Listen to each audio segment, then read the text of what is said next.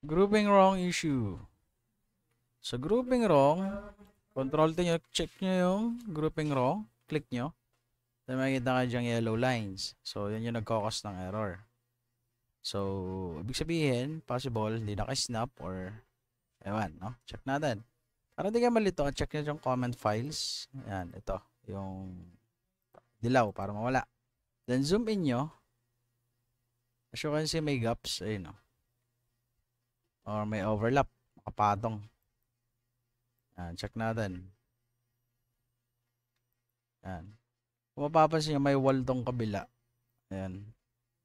Pero ito kadikit niya wala. So, kaya nagkakos ng error. Ang technique dyan, ungroup nyo muna, press 5.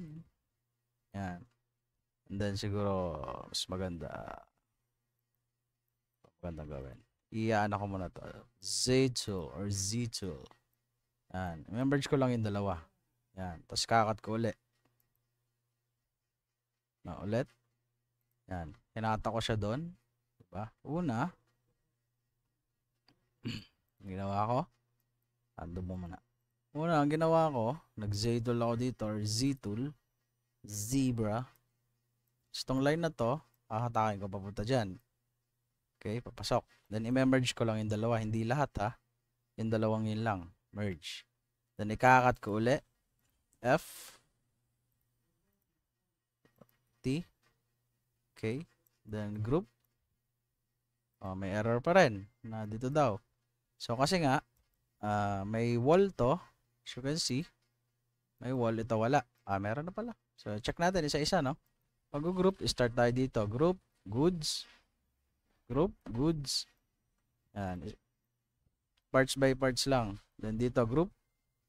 Okay, nag-group naman ito. Ayan, ayaw. So, pagka ganon, hindi na drag yung 3D. Select natin to, Control Q. Tapos drag ulit natin yung wall. Drag.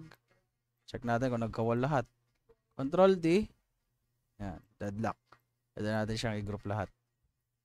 Control D. Ano lang, no?